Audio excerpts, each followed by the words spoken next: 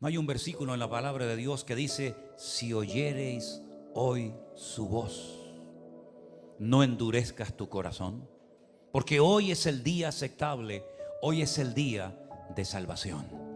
Cuando el Señor te habla, y el Señor sabe cómo hablarnos a todos y a cada uno de nosotros. Qué interesante, tal vez ustedes no son conscientes de esto, pero cuando alguien termina de compartir, hay personas que a veces se te acercan y te dicen: hoy la palabra fue toda para mí. ¿Te ha pasado alguna vez? Pero esa persona, esa hermana no sabe que hace 5 minutos otra persona y otro hermano y otro y otro y otro dijo exactamente lo mismo. Hoy toda la palabra, toda la predicación fue para mí. Y es que la palabra es viva y es eficaz, y cada vez que la abrimos, Dios nos habla y nos transmite su mensaje y su voluntad a nuestras vidas. Por eso, si hoy el Señor habla en alguna área de tu vida, no endurezcas tu corazón. Ríndete al Señor y dile: Señor, como dijo su siervo Isaías, heme aquí, Señor, envíame a mí. En el Antiguo Testamento hubieron muchos momentos en los que Dios habló, muchos momentos en los que Dios quiso tener comunión con el hombre. Algunos respondieron afirmativamente a la voz de Dios y otros la ignoraron. Por ejemplo, el primer hombre que oyó la voz de Dios, ¿saben quién fue? ¿Quién fue el primer hombre que oyó la voz de Dios? Adán. Adán, ¿dónde estás? Adán se escondía de Dios. ¿Hay acaso algún lugar en la tierra o fuera de la tierra en el que nos podamos esconder de Dios? ¿Hay algún lugar donde Dios no nos vea y no nos alcance su mirada? Adán creía que se podía ocultar, que se podía esconder de Dios. ¿Y por qué lo hacía? Dice: porque oí tu voz y tuve miedo. Pero tuvo miedo porque había pecado. Porque el perfecto amor echa fuera el temor. Y donde hay temor es porque hay desorden y porque algo malo se ha hecho. Y entonces tu conciencia te redarguye, te sientes mal, te sientes aludido cuando Dios habla por su palabra. Y entonces Adán, en vez de caer postrado de rodillas ante la presencia de su Creador, prefirió huir, prefirió esconderse, ocultarse dentro de un árbol. Y la Biblia dice que Dios lo llamó y lo llamó y lo llamó. Qué tremendo.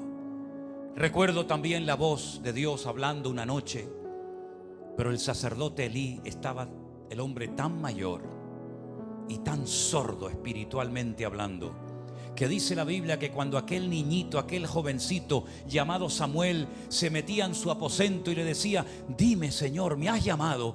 Y Elí le decía: no, hijo, yo no te he llamado, ve, acuéstate tranquilo. Y en varias ocasiones volví a oír: Samuel, Samuel. Finalmente, por fin, el sacerdote Elí volvió en sí y le dijo: si te vuelve a oír, si vuelves a oír esa voz llamándote por tu nombre, dile: heme aquí, habla, que tu siervo oye. Y era nada más y nada menos que la voz de Dios. El sacerdote Elí era el sacerdote de Dios, pero no conocía la voz de Dios, no conocía la palabra de Dios, y así terminó sus días, él y sus hijos, ¿verdad? Sin embargo, Samuel escuchó la voz de Dios en la oscuridad de la noche y oyó un mensaje tremendo que al día siguiente casi que le da miedo, le da temor decírselo al sacerdote Elí. Pero él aprendió a oír la palabra de Dios porque tenía una actitud maravillosa en su vida que nosotros también tenemos que tener. ¿Y sabéis cuál es? Que no dejaba caer a tierra ni una sola palabra del Señor. En otras palabras, aprovechaba toda oportunidad que se le presentara para aprender. Aprovechaba cada oportunidad para servir. Aprovechaba cada oportunidad para oír la voz de Dios y aprender algo más de Él y poder servir mucho mejor al Señor que lo llamaba. Es interesante notar que la voz de Dios también se oyó en el Nuevo Testamento. Sí, la voz audible de Dios, cuando dijo: este es mi Hijo amado, en el cual tengo complacencia. Y allí estaba el Señor Jesucristo siendo bautizado por Juan el Bautista en las aguas del río Jordán. La voz de Dios se oyó, indicando, señalando con su dedo que ese era su Hijo amado, en el cual depositaba toda su confianza y su palabra. Pero pocos, o tal vez ninguno, oyó la voz de Dios como algunos la oyeron allí. Y más tarde se volvió a oír también la voz de Dios, pero dice que algunos pensaban que fue la voz de un trueno. ¡Qué torpeza espiritual! Cuando Dios nos habla y no somos capaces de discernir, diferenciar la voz de Dios de otras voces. Estamos constantemente rodeados de voces, de sonidos, de coches, de sirenas, de emisoras de radio, de televisión, de gente, de niños que salen por la calle corriendo. Estamos constantemente rodeados de sonidos, pero en medio de este montón de sonidos y de voces, aprendamos a oír la voz de nuestro Dios.